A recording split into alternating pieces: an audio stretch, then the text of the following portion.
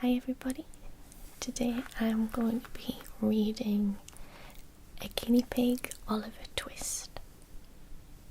I got this for Christmas off my mum, and look how cute, it's super adorable.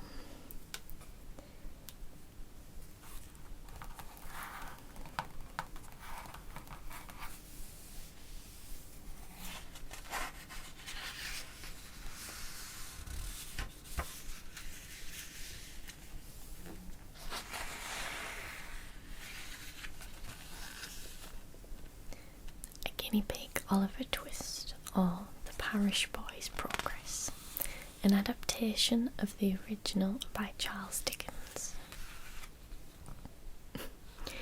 Here we have the characters and cast. Oliver Twist, played by Oreo, Mr. Brownlow, Molly, Mr. Bumble, played by Sherlock, Mr. Sowerberry, Mabel, Mr. Noah Claypole, Cookie, the Artful Dodger, played by Hermione, Fagin, played by Elsie, Monks, Doris, Bill Sykes, played by Millie,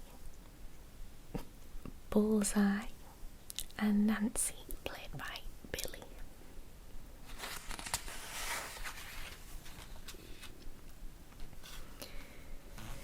Here we have London.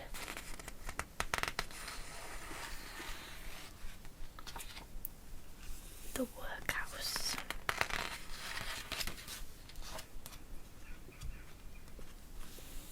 Oliver Twist was born an orphan of the workhouse and fell into his place at once, a parish child, the humble, half-starved drudge, to be cuffed and buffeted through the world, despised by all and pitied by none.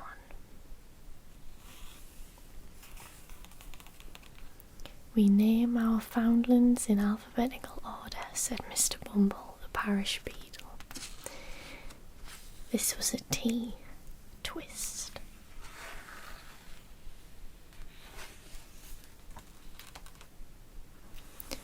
Oliver's 8th birthday found him a pale, thin boy. Believing that meat made for a rebellious child, the workhouse had a policy of gradual starvation, issuing the children only 3 meals of thin gruel a day, with an onion twice a week and half a roll on Sundays. One evening, little Oliver, desperate with hunger and reckless with misery, rose from the table, basin and spoon in hand, and said, "Please, sir, I want some more."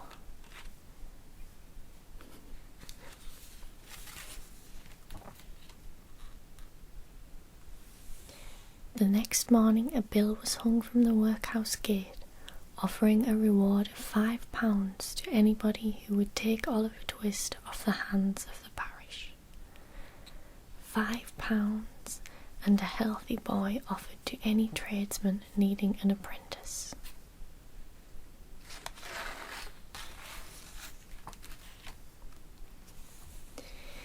Mr. Sowerberry, the undertaker, decided to take Oliver as his apprentice, but even he was surprised by the boy's appearance.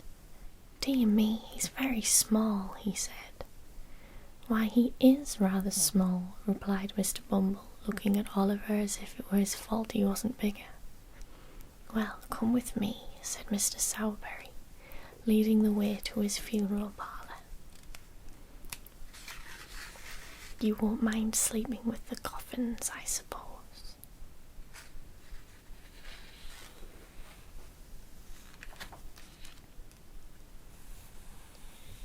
Due to his natural expression of melancholy, Oliver was soon accompanying Mr. Sowerberry to all manner of funerals.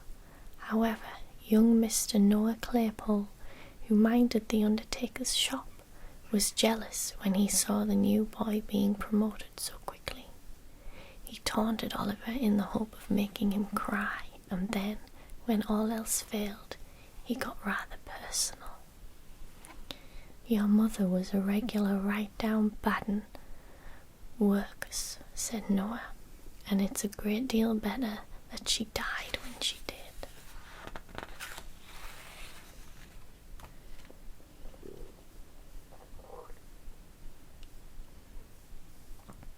A minute ago Oliver had looked the quiet, mild, dejected creature that harsh treatment had made him, but his spirit was roused at last.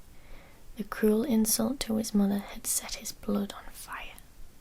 Crimson with fury, he started up, overthrew chair and table, seized Noah by the throat, and shook him in the violence of his rage till his teeth chattered in his head, and collecting his whole force into one heavy blow, felled Noah to the ground. "Help, help," blubbered Noah. "Oliver's gone mad. He'll murder me. He's turned vicious."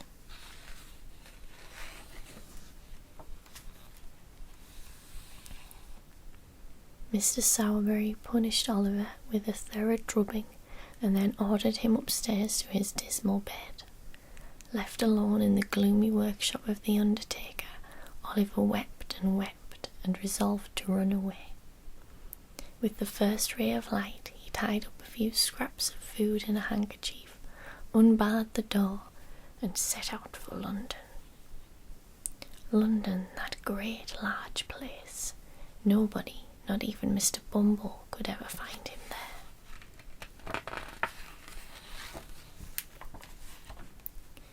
To London.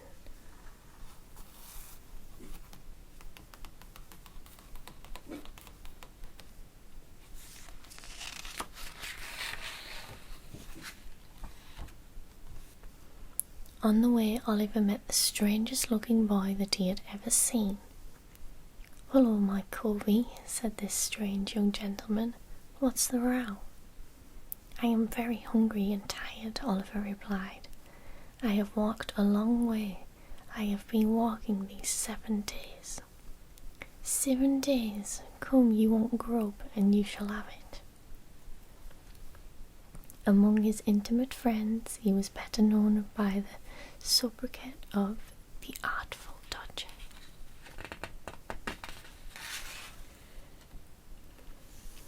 The Artful Dodger led Oliver to a gloomy room in the dirtiest part of London, where Oliver encountered a very old man by the name of Fagin, whose villainous-looking face was obscured by a quantity of matted hair.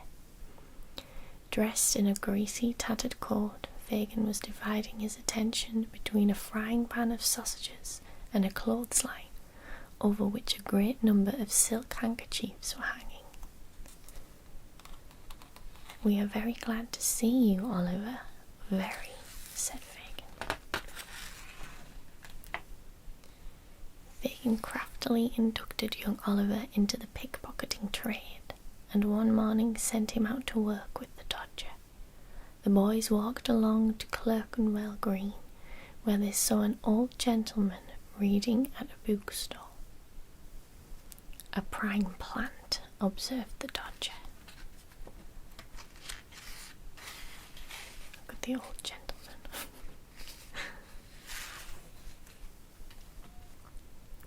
The Dodger plunged his hand into the old gentleman's pocket, withdrew a handkerchief, and then ran away at full speed.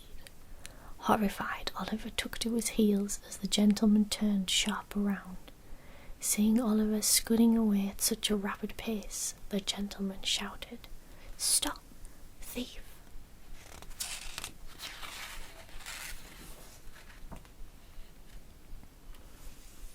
After a helter-skelter chase, Oliver was caught and sentenced to 3 months' hard labour, until the old gentleman, whose name was Mr. Brownlow, persuaded the magistrate that Oliver was innocent. Exhausted, Oliver fell heavily to the floor in a fainting fit. His face was deadly white, and a cold tremble convulsed his whole frame. Taking pity on the boy, Mr. Brownlow took him home to Pentonville. Weak and thin and pallid, Oliver awoke at last and looked anxiously around.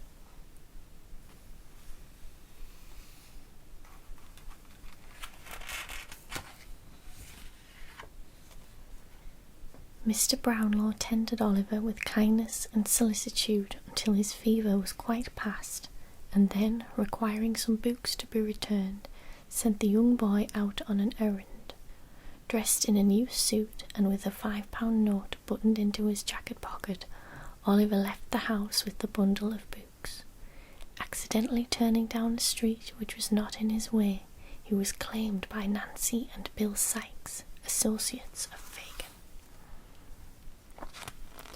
Darkness had set in. It was a low neighbourhood. No help was near. Resistance was useless. He's a shady looking character.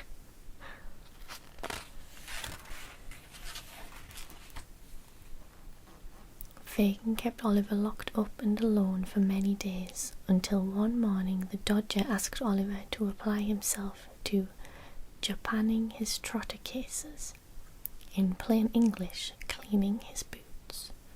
As Oliver worked, the Dodger tried to persuade him to take up the trade again. "Why don't you put yourself under Fagin, Oliver?" the Dodger said. "If you don't take handkerchiefs, some other cove will." "You've been brought up bad," said the Dodger, surveying his boots with much satisfaction. "Fagin will make something of you, though."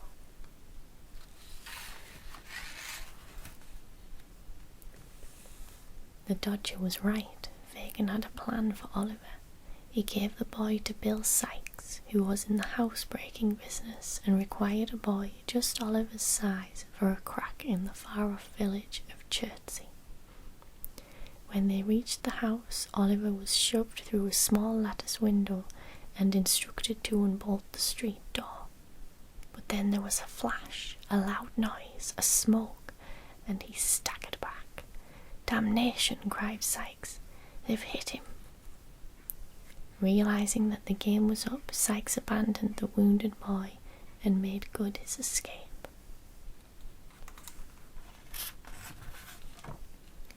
To the countryside.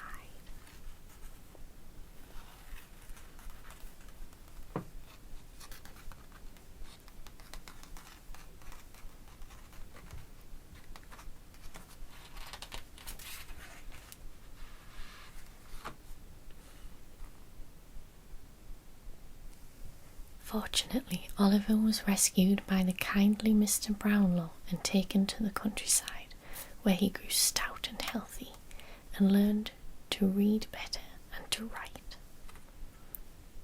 Morning after morning, Oliver scouted the country for flowers and brought home the fairest that blossomed.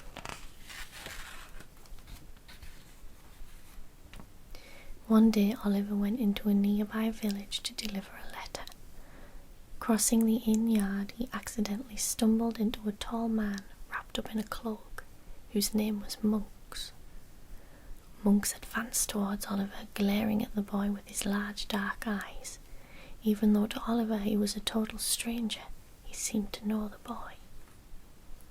"Curses on your head and black death on your heart, you imp! What are you doing here?" The encounter did not dwell in Oliver's recollection for long, however, for he was labouring hard at his education. One beautiful evening, Oliver sat at his desk and began poring over his books, but the day being uncommonly sultry, he gradually fell asleep. As he slept, Oliver knew perfectly well that he was in his own living room, but suddenly the scene changed, and he thought with a glow of terror that he was back in Fagin's lair. He awoke, and, good God, there at the window, there stood Fagin, and beside him, Monks. To London again.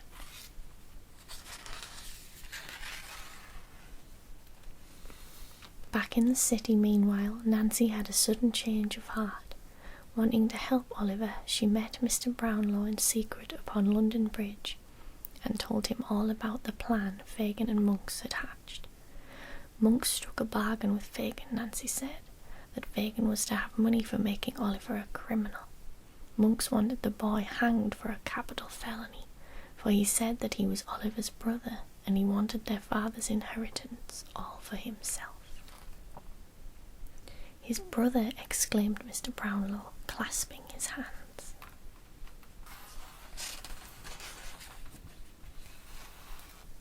Those were his words, said Nancy, but it's growing late and I must go back, because among all the desperate men I have told you of, there is one that I can't leave, Bill Sykes. But Fagin found out that Nancy had blabbed, and made Sykes so angry that he murdered poor Nancy. Oh no. Of all the bad deeds that had been committed, that was the worst. Of all the horrors, that was the most cruel.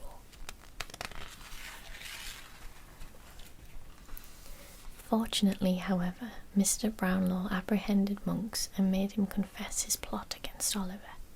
I swore, said Monks, that I would hunt him down and bring him, if I could, to the very gallows foot. Oliver came in my way at last. I began well, and but for a babbling drab I would have finished as I began. I would.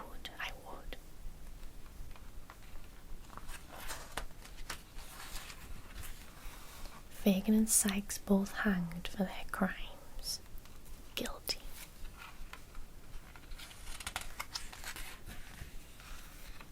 What little remains can be told in few and simple words. Oliver came into his rightful inheritance, and Mr. Brownlow adopted the young boy as his own son, watching with pride as Oliver showed the thriving seeds of all he could wish him to become. Oliver's warm and earnest heart was perfectly happy at last.